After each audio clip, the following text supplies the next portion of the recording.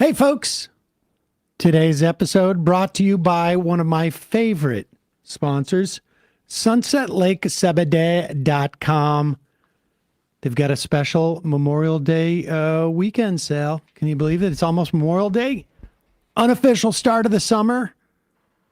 Our friends at Sunset Lake know that even though the weather is nice, it doesn't mean that our stress and anxiety magically go away. No, not at all. Definitely not. Just feeling it. That's why they're offering our listeners a special deal now through May 26th. That's 6 days away. You can save 35% on all Cebede tinctures when you shop. What you got all those straws there for? It's distracting. I saved Listen, them in case. 35% off on all 7-day tinctures when you shop with the code Memorial25. That's the word memorial followed by the number 25, all one word. That includes their regular formulas, their sleep tinctures, even their pet tincture.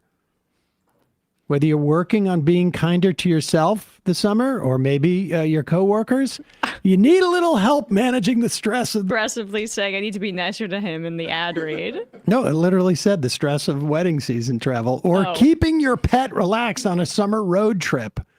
SunsetLakeCebede.com has something for everyone. I swear by the good night oil. I use it all the time. Sometimes I'll take a shot of the straight Cebede when things with the kids are getting a little tense, but I think we really need a keg of it here. I don't know if it comes in keg size, but they do have all different flavors and concentrations, always third-party tested, comes with all of the breakdown of all the ingredients that are in there. Check it out. They're a great company. The sale ends May 26th at midnight, so don't wait. Stock up on your favorite tinctures during the sale. Head over to SunsetLakeCebede.com. Use the code Memorial25 for 35% off all Cebede tinctures. See their site for terms and conditions. Now, time for the show.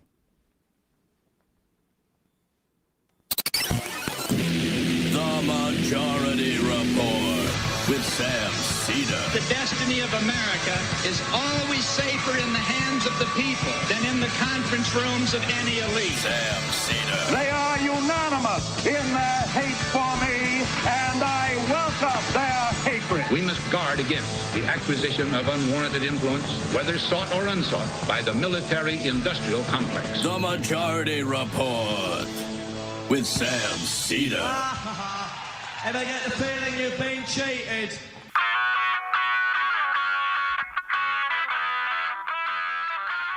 It is Tuesday, May 20th, 2025. My name is Sam Seder. This is the 5-time award-winning Majority Report. We are broadcasting live steps from the industrially ravaged Gowanus Canal in the heartland of America, downtown Brooklyn, USA. On the program today, Donald Trump on Capitol Hill trying to save his big, beautiful tax cut bill. But meanwhile, he's also giving Mike Johnson mixed messages on how to do it. And the vote is coming up tomorrow, supposedly. Meanwhile, UK, France, and Canada threaten concrete actions against Israel over its slaughter in Gaza, which again continued overnight, dozens more killed. Senate advances crypto bill with an abundance of corruption. 16 Dems voting for it. Yuck. Federal judge says Doge's takeover of the U.S. Institute of Peace null and void. DOJ charges Democratic Congresswoman McIver over her immigration detention facility protest. Judge forces Trump administration to reinstate some grants under the IRA Act. and Missouri Republicans repeal the new paid sick leave bill, or I should say law. And the show me state, the take away stuff from you state. U.S. will no longer routinely approve COVID shots for non-seniors, so it's your choice, but we just won't make it available. Why would you do it for seniors then if it's so unimportant? Well, it's just, believe me, you're fine. I swam in sewage and didn't get sick, so... Booker sold Democrat to vote for Jared Kushner's dad to be ambassador to France. Oh, yeah, the one that went to prison for 2 years. Well, it was just for trying to get his brother-in-law on tape with a prostitute so he wouldn't testify against him in another criminal case. Whatever. Cory Booker. His doesn't care. dad at the time said, "C'est la vie." Yeah. Ergo, That belongs cancels it in out. France. And Trump no longer calling on Putin to declare a ceasefire. Just not yet. in it for I it. thought it was going to happen day one. All this and more on today's Majority Report. Welcome, ladies and gentlemen. Thanks for joining us. It is indeed Newsday Tuesday. Newsday Tuesday. Yes, it is. What? Yeah. Did you say I said is or it is? I said, yes, it is. Okay, thank you. You're welcome. I'm sorry. You're really, really ornery with me today. I feel like I need to show the straws now.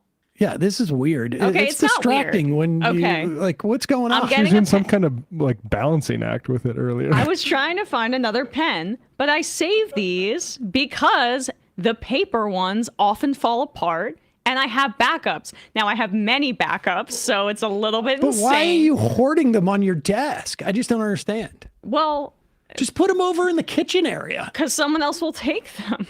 Oh, okay. You are actually hoarding them. The paper straws are fine also. I mean, how can I hoard something that I have proactively collected? Anyway, what's up? I'm sorry. Now I'm distracted because the Bill Maher's on Club Random Studios has been shut down. I guess. Raided? Oh, I thought you could say they get copyright struck us for all the content we've mined out of them.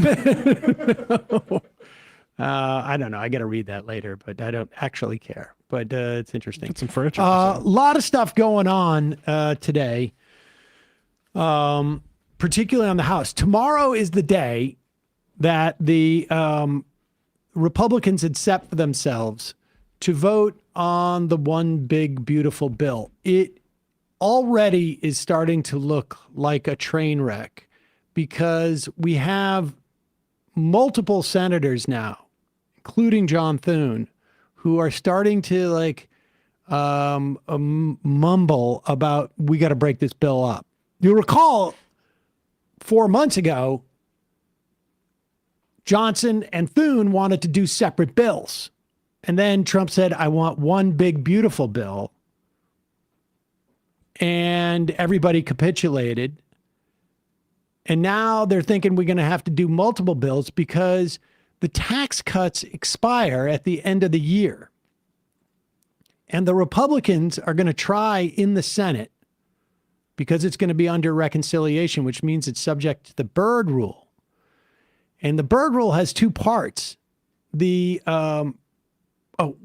go into this later. I went down the wrong path. That's okay. We'll talk about that in a bit. Yeah, you were looking at me like, what are you talking about? And I'm like, oh, right. We're going to do this later.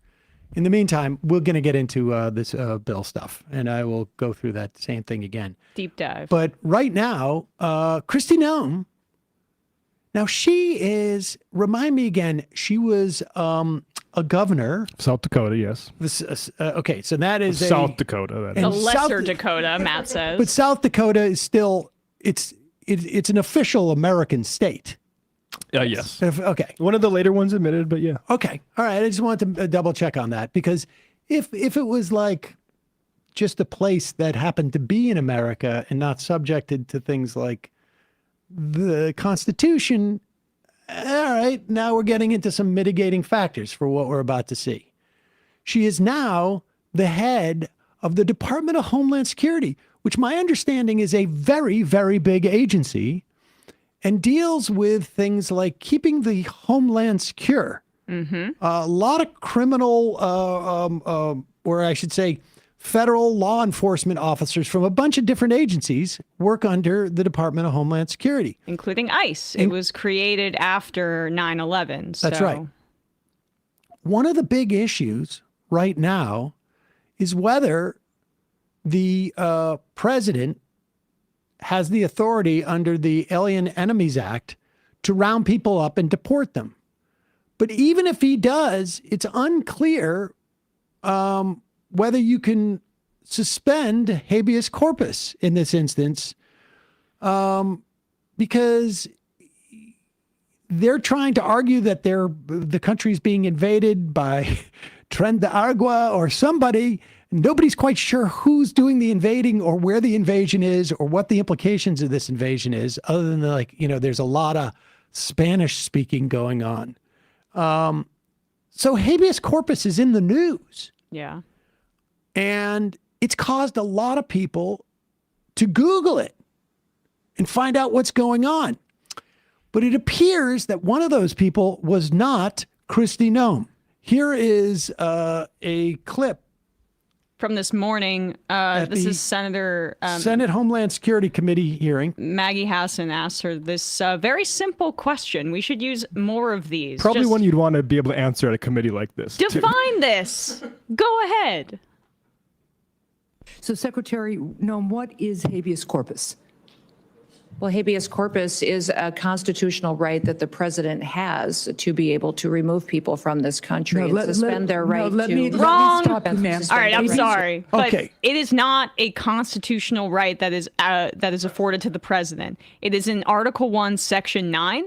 That is supposed to be applicable to the legislature. Now, I want to just add here, good for Senator Hassan for making her answer this, or Hassan answer this question, but let her talk. Let her talk. Don't cut her off when it becomes clear she has no idea what she's talking about. Let her talk. Go back to the beginning. This is stunning. So, Secretary Noem, what is habeas corpus? Well, habeas corpus is a constitutional right that the president has to be able to remove people from this country and suspend their right to... Let me stop you, ma'am. Suspend their right Habeas to... corpus, excuse me, that's incorrect. President habeas Lincoln corpus, used it. Excuse me. Oh Habeas my corpus God. is the legal... The president, did she watch Tim Pool talk about this? President Lincoln did not use a right in the Constitution to habeas corpus. No. Which meant that they didn't need due process. It's like a student that gets the answer wrong, but tries to just throw in a detail they remembered from study. And It's just a bunch of different words. But this is, but why? It's a complex cobweb of, or maybe it's not that complex, and we can talk about it actually after the clip, I guess. But or maybe I'll just say it now. They're using this Lincoln excuse because it bolsters their invocation of the Alien Enemies Act to deport these people without due process, which has only been invoked 3 times in our nation's history, and all 3 times were in wartime, including the latest 2 before this, the First and Second World Wars. And so they're trying to basically say that they can suspend habeas corpus in the way that Lincoln did during the Civil War, which was obviously an emergency, and they were worried about Confederates subverting their military operations. They were taking over forts and stuff. So they want to be able to detain people. So that's why Lincoln did it. They're trying to use those 2 justifications, which both rest on the bedrock lie of this being an invasion or a war. But she doesn't even know what habeas corpus is. Right. Literally means in Latin or whatever, you have your body, which doesn't mean you isn't the government. It's you, the owner of the body. It is the right of anyone to question the ability of the government to arrest them. Yes. In a formal manner. And it's not, I get to have your body, I'm the king. She reversed it. I'm pretty sure it's like prima nocte. But for prima nocte for everybody. The king gets to sleep with everyone, not just the bride, but the entire wedding party. To have your body. Oh. All right, so go back and just. Now I can see why this administration's into that kind of thing. So, Secretary Noem, what is habeas corpus? Well, habeas corpus is a constitutional right that the president has to be able to remove people from this country and suspend their right to. Let me stop you, ma'am. Habeas corpus, excuse me, that's incorrect. It's the opposite. Habeas corpus, excuse me. Habeas corpus is the legal principle that requires that the government provide a public reason for detaining and imprisoning people. If not for that protection, the government could simply arrest people, including American citizens, and hold them indefinitely for no reason. Habeas corpus is the foundational right that separates free societies like America from police states like North Korea. As a senator from the Live Free or Die state, this matters a lot to me and my constituents and to all Americans. So, Secretary Noem, do you support the core protection that habeas corpus provides, that the government must provide a public reason in order to detain and imprison someone? Yeah, I support habeas corpus. I also recognize that the President of the United States has the authority under the Constitution to decide if it should be suspended or not. It has never Let us be clear, though, that this president... It has never been done without approval of Congress. Even Abraham Lincoln got retroactive approval from Congress. Yes, that's true, in 1863. She trotted out the Lincoln explanation in this questioning with Andy Kim, if we want to get to that, too. Oh, yeah, let's do it. Because he followed up. This was after. Well, because Andy Kim, somebody must have realized, like, holy crap, she doesn't know what she's talking about. Yep. That from you. I wanted to just go back to something that was raised earlier about habeas corpus. Can you confirm to us that you understand that any suspension of habeas corpus requires an act of Congress? President Lincoln executed habeas corpus in the past with retroactive action by Congress. I believe that any president that was able to executed habeas corpus, he suspended it. And she doesn't know what it is. She thinks that habeas corpus is the ability of the president to detain people. There's a real it's the opposite. There's a real quality of like. The reason why these characters in the book are important is she should have just said, like, repeating what she just heard. If she was a North Dakota public school educator, she would have started off the ultimate fluffer way of saying, habeas corpus is a land of contrasts. To something that was raised earlier about habeas corpus. Can you confirm to us that you understand that any suspension of habeas corpus requires an act of Congress? President Lincoln executed habeas corpus in the past with retroactive action by Congress. I believe that any president that was able to do that in the past, it should be afforded to our current day president. This president has never said he's going to do this. He's never communicated to me or his administration that they're going to consider suspending habeas corpus, but I do think the Constitution allows them the right to consider it. When we saw what happened with, how many times has habeas corpus been suspended in our country? Once that I know of. 4 times. I'm not certain if those were. The instance that you were referring to was one where the courts subsequently showed that Congress is the one that has the ability. Do you know what section of the Constitution the suspension clause of habeas corpus is in? I do not. Nope. Do you know which article it is in? No, I do not, sir. Okay, well, it is in Article 1. Do you know which well, branch pause of it. government? Now, wait a Article second. 1 Now, wait a second. To be fair, isn't there like 10 sections or 11 sections to Article 1? She's only been there for a few months. You don't always get through the whole thing. It's in Section 9. She had probably skimmed that part. The way I like to do it is, when I start a new job, it's like they give you that manual. I take 1 or 2 pages a week. That's it. She may not get all the way to Section 9. She has to dress up and go to El Salvador. Or sometimes, you know what you could also do? Mm-hmm. She might start at the end and read backwards. And then you wouldn't get to Section 1, Article 9 for weeks. You know what's also sort of like striking about this? is just to see a Democratic congressman, or I should say senator, who looks like they're under the age of like 100. Yes. It's like to see anybody as young as Andy Campbell, who's probably not that young. Doesn't remember What is he, Lincoln like doing that. 40? Probably in his 40s. I mean, it's like an oasis in It the honestly, desert. it's like, who let He's these 42. kids? Who He's let these 42. kids in there? Yeah. Is this a staffer? Where did they find this young whippersnapper? He's not using a cane. I just go back a little bit. This is just plain gotcha politics. South Dakota can do better. Once that I know of. 4 times. For certain. I'm not certain if those were. The instance that you were referring to was one where the courts subsequently showed that Congress is the one that has the ability. Do you know what section of the Constitution the suspension clause of habeas corpus I is do in? not. This is why people Do you know voted which for Trump. article it is in? No, I do not, sir. Okay, well, it is The in Article suspension. 1. Do you know Okay. which branch of government Article 1 outlines the tasks and the responsibilities for? Yes, Which one? Congress. Yes. Stephen Miller has said that he is actively considering, that there is active consideration of habeas corpus. Have you had a conversation with Stephen Miller about suspending habeas corpus? I have not. When it comes to FEMA, this is something I'm All right, concerned. yeah, that's that. Although the FEMA stuff is also The FEMA stuff is very disturbing. There's been obviously huge storms in Mississippi, Kentucky, yeah. Mississippi, Kansas, Missouri.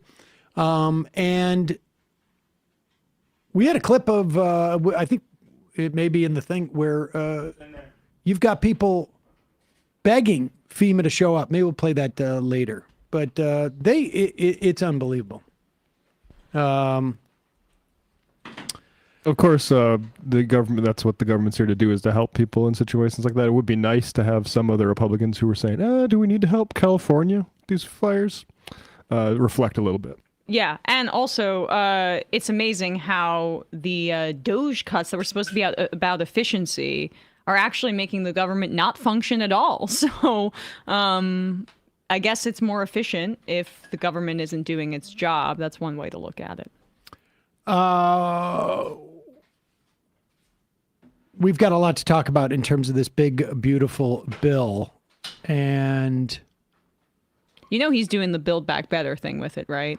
This is his little troll. It's BBB. They don't have a original idea. No. It's just like the first time around when it was like, remember Ivanka was like plagiarizing Michelle Obama's speeches? Right, It's and like instead of going after, I forgot about that. well, they're targeting the ACA, but Medicaid, but it's still just tax cuts for the rich. We'll talk about it. I know. First, a couple words from our sponsors. This is a sponsor I've been using way before they started to advertise with us. I love that when this happens. I've been using Delete Me for probably 10 years now. And what Delete Me does is it makes it easy and quick and safe to remove your personal data online when at a time where, surveillance and data breaches are incredibly common. I feel like data breaches happen literally every other week. I'm getting a letter from, well, we're just your insurance company, but we had a data breach 7 months ago, and don't worry about it, except for here's, a way to lock up all your credit things. But the problem is that what happens with a lot of people who create, steal your identity, or they phish, send phishing notices, they will combine information they get from, let's say, the dark web with stuff that they can find from brokers. And then they can put in a complete profile. They can either break into your accounts, or they can email you and say, hey, Sam, your bank account, you log in here. And if they guess your right bank, you put in your credentials and then you're done. Also, of course, there are people online who look for this data and use it to target political rivals or civil servants, or maybe you're outspoken. Who knows how far we are from Laura Loomer's hotline? Is someone saying bad things about the president? Who knows? But with Delete Me, you can protect your personal privacy or the privacy of your business or your family, for that matter, from doxing attacks before sensing all this other information that might be available to people looking to use it in other ways. I want to thank Delete Me for sponsoring today's episode. With Delete Me, I protect both my personal privacy and the privacy of my business. I'll also say what they do is they send reports every month that tell you where they've found your information and what they've found and what they've deleted. And they do this on a regular basis because these data brokers repopulate all of their sites with your information. It is a constant upkeep, but Delete Me does it great. Take control of your data. Keep your private life private by signing up for Delete Me now at a special discount for you. Today, get 20% off your Delete Me plan by texting the word majority to the number 64,000.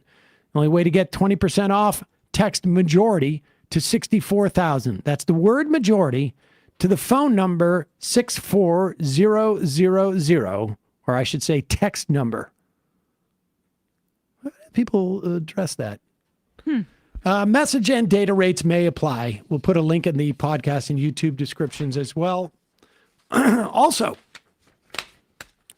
one of my favorite snacks and breakfast food, but really, like, it's a big snack for me. It's a breakfast food for my kids. Magic Spoon makes high protein, zero sugar cereal and treats. Reinvented from your childhood. Maybe you'll remember from your childhood. Maybe you won't. My kids don't remember it from their childhood. Now they just get the version without all the sugar. Every gram, or I should say every serving of Magic Spoon high protein cereal has 13 grams of protein, you heard that right, 0 grams of sugar, and 4 grams of net carbs. They come in nostalgic flavors like fruity and cocoa and frosted. I'm very partial to the cocoa.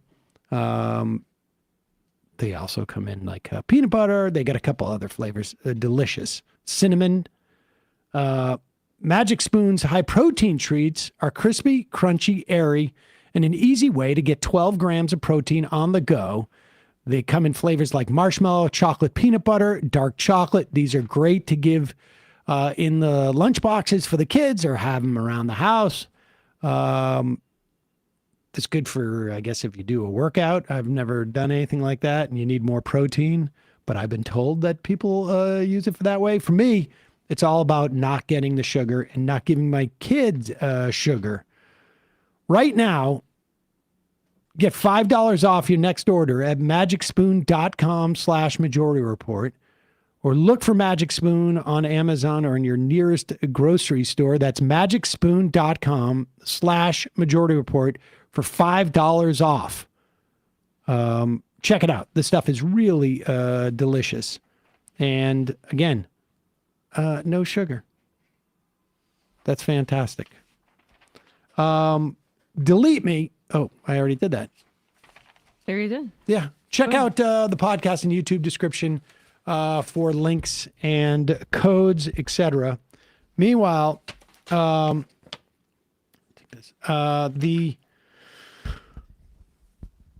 now, Donald Trump is, or I should say this morning, Donald Trump was on the Hill trying to get Republicans to vote in favor of their version of the reconciliation bill. And this vote is scheduled for tomorrow.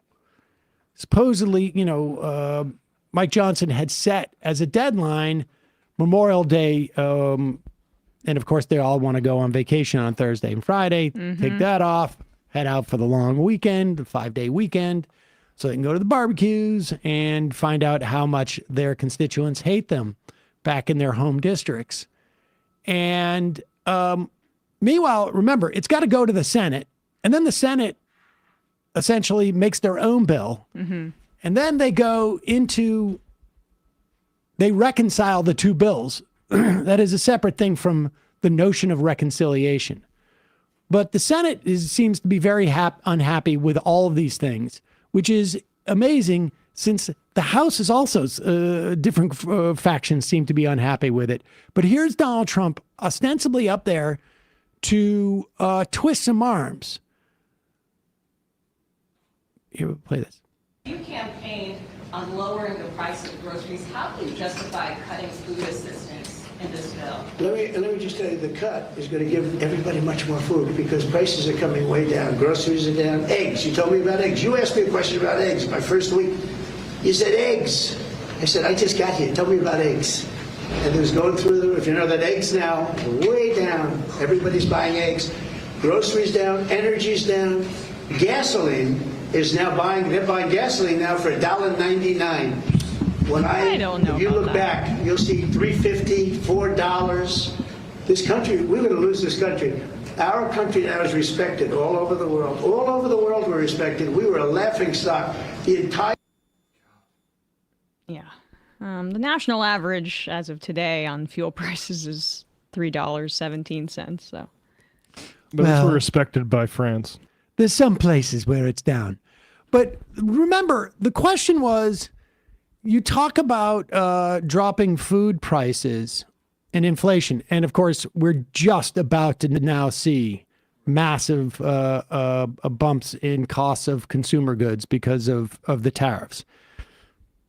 Long story short, you've got big companies that bought a bunch of stuff and kept it in their warehouses in anticipation of these tariffs. Smaller businesses are going to go out of business, but we're going to run out of those lower price goods. And you're starting to see it in Target and Walmart and other places. Prices are starting to pop up. And if you check your email inbox for maybe some subscription services that you're a part of, I've been already getting some notices that prices are going to have to go up in the coming months. So that's happening all across the country. With all that said, the question was, how can you cut food assistance? They are cutting SNAP by, as of now, $300 billion. And in practice, what that means, the way they're going about doing it, is to put work requirements on people who are over the age of 54 to qualify for SNAP.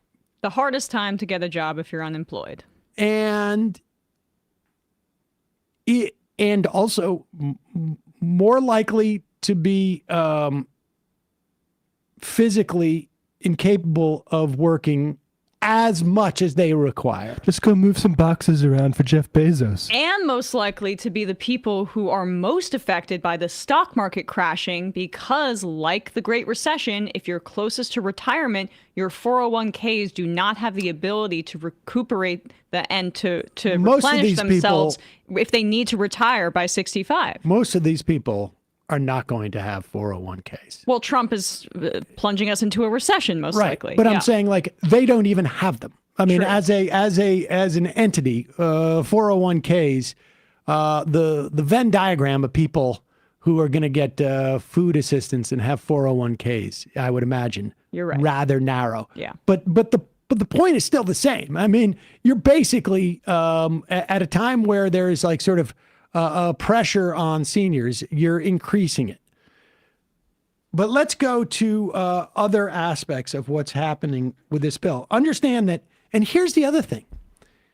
The top line biggest numbers that they're cutting, and they only apparently can get to like close to 1.5 trillion over the course of 10 years. The other big number in the reconciliation bill is $715 billion from Medicaid.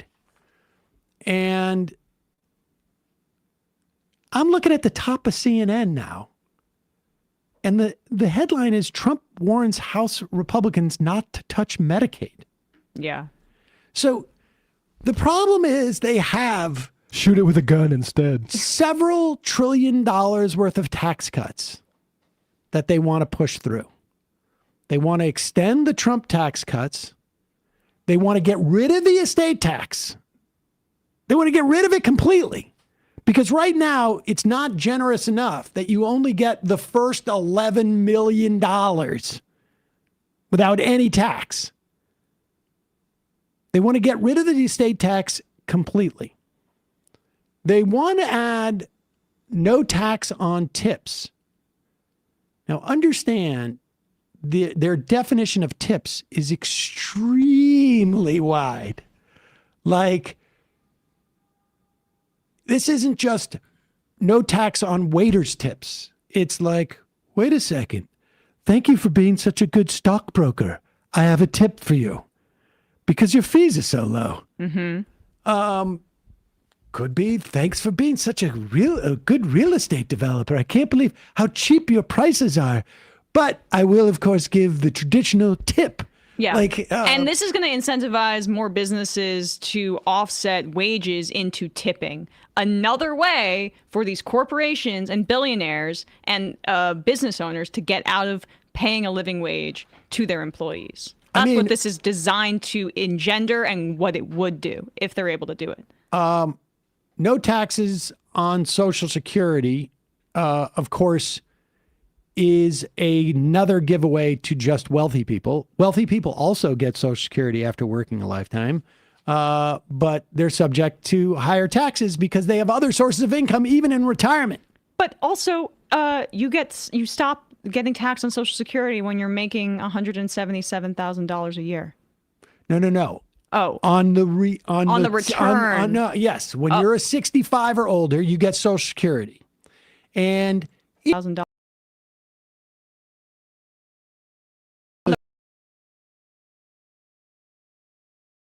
Security, and if you're only making in retirement $40,000 a year from your Social Security payments, you're not going to get taxed anyways.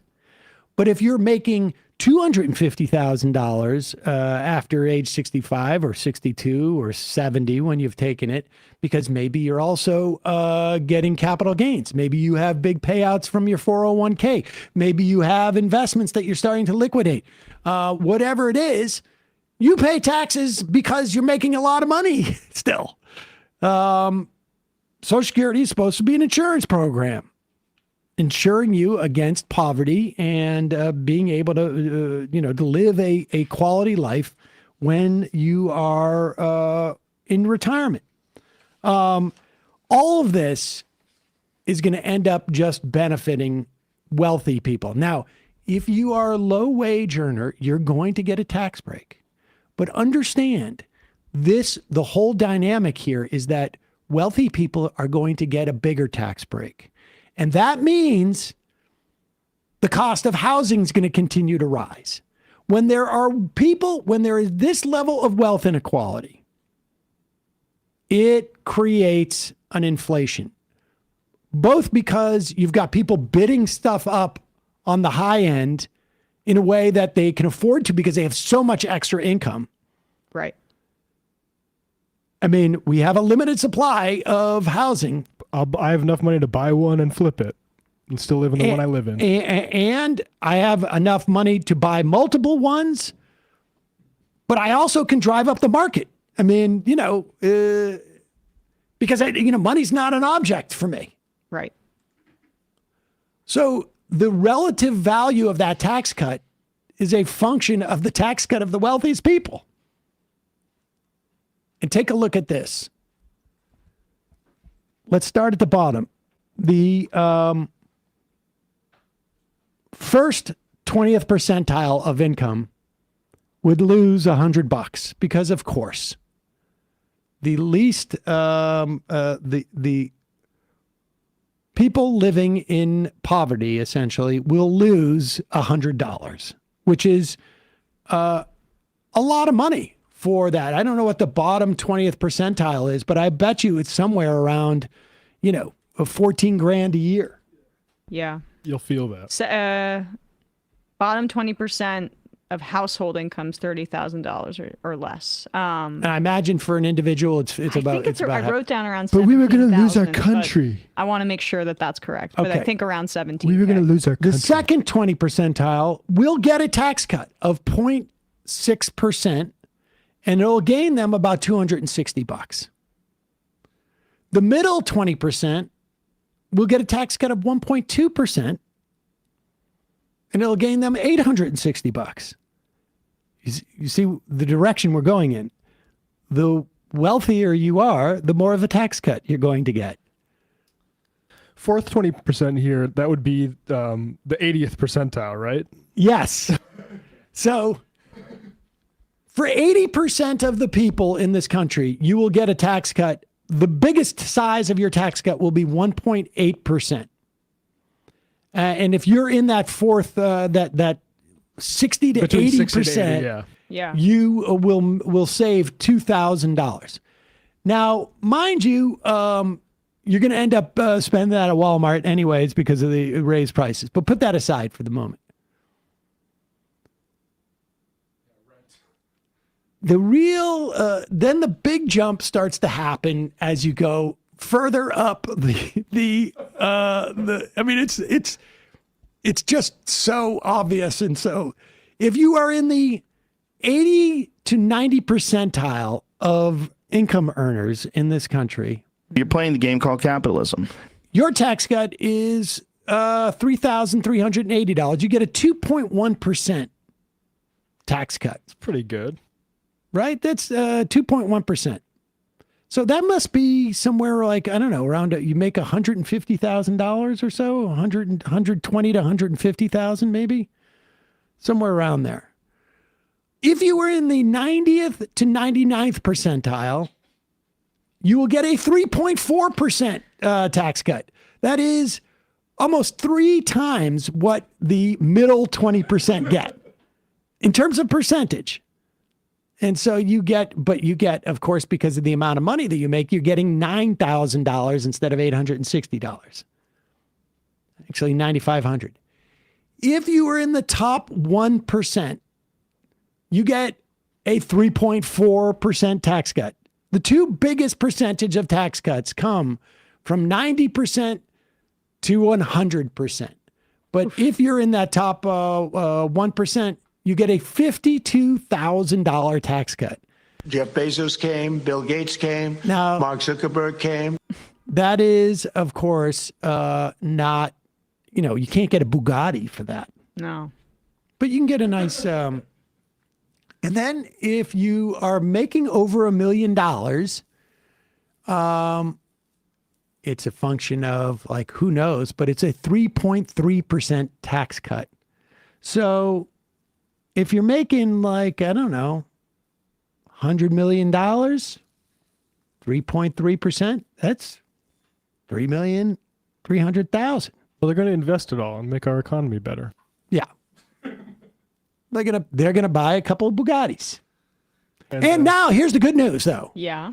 With Trump's tariff relief for the UK, your Bentley is actually going to be cheaper than a U.S.-made car. Oh, lovely. Yep. Or I should say at least dollar for dollar, less tariffs. Let's put up that other chart so people can get a notion of this, and then we'll go through some of. This is Popular Info did this chart here, showing something similar. So this is where I got that 17K number from. I was trying to double check that, but it's hard to cross-reference. First quintile. Yep. Is 17,000. They're showing that dollar change in after-tax income would be minus $1,000 for I wonder people if that's a making mistake. up to 17K. Because I wonder if that is a mistake and if it shouldn't be 100. But maybe. I don't know. Second quintile, you'll lose $705. Middle quintile, you will. This is the Penn Wharton budget model. Okay, so there's a different, I guess, calculation. Yep. The top 0.1%, which is 4.3 million or more, will see their after-tax income go up by almost $390,000. That's nuts. You get a new house. I mean, a really nice one. Well, not that they would live. Not that they would Dakota. live. Not that they would live in a house for $400,000. Right. But you get a new, a multi-car garage for your multi-cars. Renovate the kitchen. Exactly. That is a sweet ass kitchen reno. That's like double what that's like WNBA players make. But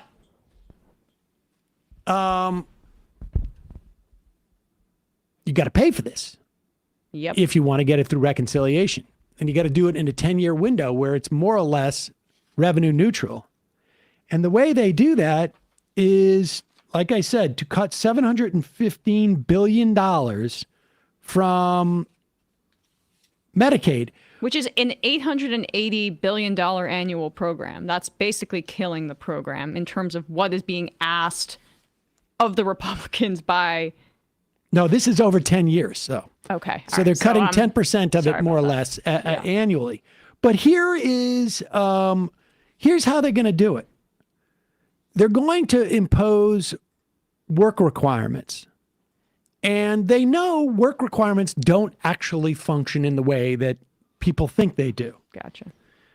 We have two experiments with work requirements in this country, in Arkansas and Georgia. In Arkansas, it had to be reversed by a judge because it was such a disaster. But it basically followed the same thing as what happened in Georgia. Georgia, 2 years ago, allowed an expansion of Medicaid, low-income adults, under the condition that they work or train for a job. And what happened was they anticipated 50,000 people joining Medicaid based upon knowing the level of poverty that people were working in and who didn't have health insurance. Just 12,000 of the nearly 250,000 newly eligible Georgians ultimately received Medicaid. This is according to the Washington Post. Well short of the state's initial 50,000 goal. Administrative costs, because now you have to check if everybody has a job. Yeah. You've got to create a new bureaucracy to supposedly save you money, far outpaced spending on medical care. Some who do work had a tough time proving it to state officials, or their work, such as caring for ailing relatives, didn't qualify. This is a quote from Mary Beth Mushemi, an associate professor of health and policy management at George Washington University Public School of Health. It's going to be creating this administrative bureaucracy and devastating amount of poor people who, despite being eligible, are going to lose coverage so that Congress can fund tax cuts for the wealthiest. That is it in a nutshell.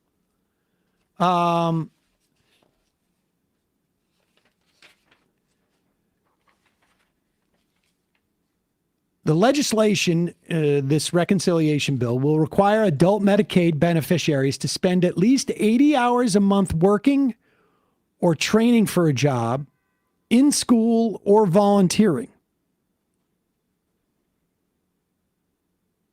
It exempts people who are disabled, pregnant, or in postpartum care. It is estimated to save, I love the way that they, $300 billion. In the same way that, like, if I don't eat food, I save all the money I would have spent on food. Medicaid advocates say work requirements are unnecessary because most recipients already work. I love the way they say that. Work requirements, it really should be rephrased. Work requirements may be unnecessary because most recipients already work, often in low wage or informal settings with no health insurance. Of the 26 million working age adults who used Medicaid in 2023, 64% had jobs. Of the remaining 36%, 8% don't work because they're retired or cannot find jobs or have some other reason. Most others don't work because they're caring for a relative, have a disability, or are in school. Yep. And undoubtedly, I am sure there are people who get on Medicaid and are like, I'm not going to work. I have no plans to work. I got free health insurance and I get my $150 a month in food and I'm just chilling. I'm sure there are at least a dozen people in the country who do that. But all of these other things you're larding on to keep those people from getting health insurance are going to prevent millions of people from getting health insurance. One example, Heather Payne, 52-year-old former travel nurse who stopped working after suffering strokes. See, part of it is also you get these like... Takers. Takers. Woke. She said she's been caught in a bind trying to get back into the workforce while addressing medical expenses from her recovery, of course. The resident of Dalton, Georgia, went back to school for a master's degree to become a nurse practitioner, but can't afford to earn enough credits hours to qualify for Pathways to Coverage, Georgia's expanded Medicaid program. They don't call it Obamacare, but it's Obamacare. Yeah. The degree offers only 9 credit hours per semester. The state requires at least 11.5. Because students must be insured, Payne has been forced to use a school insurance plan with limited coverage and high copays. It feels like I tripped and fell. I picked myself back up and I started to walk, and someone's sticking out their foot and trying to trip me again. As a former emergency room nurse, Payne said she saw the occasional patient who seemed to be taking advantage of Medicaid system, but you don't design a system to punish everyone for the small number of people that are fraudulent, Payne said. The real fraudulence, and we know this, in Medicare and Medicaid is not by the patients, but by the providers. It's by people who are pretending that they have Medicaid patients. Arkansas was one of 2 states, Georgia being the other, that got waivers from the Trump administration in the during the Trump term, first term, to allow them to impose work requirements. Arkansas saw 18,000 people lose their coverage. The states that did expand Medicaid under the Affordable Care Act, we finally got to 40. Their insurance rates were halved compared to the 10 states that refused to do that. Because people are going in and getting health care on a weekly basis, on a basis in which they need it. Yeah. They're not putting off care. It's like, I'm not going to, it's as if your like oil change in your car cost $2,500 and you're like, I think I'll wait. Right. Before I go and do that. People are not. Yeah, exactly. But it's also, so 20 million Americans were given Medicaid under ACA expansion under the Affordable Care Act. And if this is gutted, those are the people that are going to be on the front lines, most likely, in states that expanded. And those are usually the poorer states in the country already. But this is it's a triple hit. If they're going after SNAP, which feeds around 40 million people a month on average, and there's already these insane guardrails where you can't buy hot food with it in many places. And then they're gutting Medicaid, which there's probably a significant overlap in terms of Medicaid recipients and people who are on SNAP. And then they're also cutting taxes for the rich, where there's going to be some increase over time in the amount of taxes that people who are in the bottom 20th percentile pay. This is a triple attack on the poorest Americans to justify taxes for the rich, because the Republicans have exploded the deficit every time they've been in power. They pretend that they care about the deficit, so they have to create that fiction. But that's just because they don't want to address the easy solution to reducing the deficit if they were earnest about it, which would be raising taxes on the wealthy. So they have to pretend like the only thing they can do is immiserate people and cut our already threadbare social safety net. In addition to the massive cuts to Medicaid and SNAP, they also want to cut the low-income home energy assistance program, because Americans need to toughen up and not worry so much about being cold in the winter. The good news is, though, in this bill, they're going to be boosting the annual budget of the Pentagon by $150 billion. Is that the largest increase ever recorded? I mean, it increases every year. That's the longest one that I have remembered in at least a decade. I mean, and in terms of the proportion of our budget, I was reading that this is at World War II levels, where we were all Someone's got to fight Tren de Agua. I forgot. Yeah, I forgot we were being invaded. I'm sure people... MS-13. Wait, I just remember from a couple months ago, he was going to slash the budget for the Pentagon. What happened to that? I know. We were told that was the earnest right-wing populism. Did we not? Should we have credited him more with, floating that? And maybe we wouldn't end up with where we're at now? We should have given Trump preemptive credit, and then he would have not tried to go for the largest Pentagon increase in the history of the country. So many of these majority progressives and whatnot. Max left. Really gave us credit. Gave me credit for cutting the defense budget, and then if I didn't do it, then I feel bad. Okay. But since they didn't say anything, $150 billion. Incidentally, that's not all that's in this package. And to be clear, this is an 1,100-page bill. I remember back when the Affordable Care Act was passed, the right-wing cry was no bills over 10 pages. And then the other one was Nancy Pelosi saying we're not going to know what's in the bill until we pass it, which was her saying that, well, we got to go through negotiations. In the meantime, they're literally not even going to get a CBO score for this.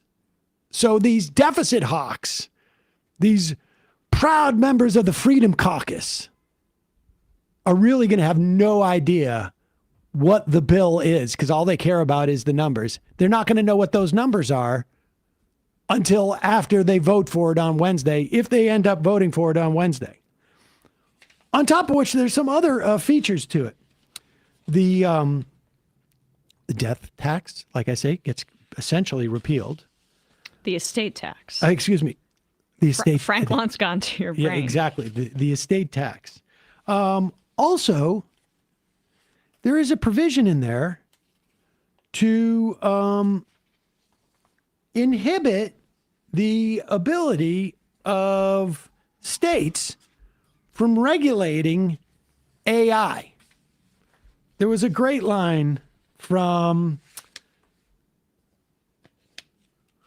Bernie Moreno, senator from Wisconsin, in the story I read. Ohio, sorry. Because he's the one who took all the crypto money and unseated Sherrod Brown. He said crypto is not state specific.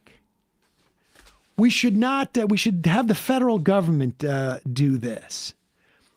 Moreno, incidentally, strong supporter of allowing states to ban abortion as opposed to the federal government. Sort of fascinating. This is going to be a 10-year ban on U.S. states regulating AI. 10-year ban. They want people, just 10 years of no holds barred. Go ahead. Unleash crypto industry. It is tucked into the House Energy and Commerce Committee's markup, which, according to the AP, would be a boon to the AI industry, which is lobbied for uniform and a light touch regulation. As tech firms, yeah.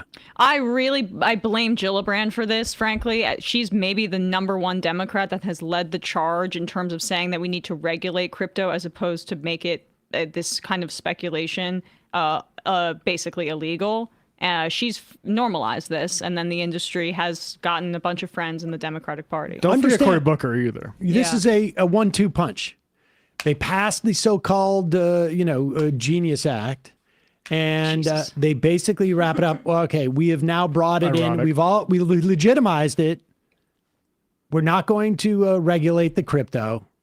There'll be enough crypto, on the touching up against AI. Every technology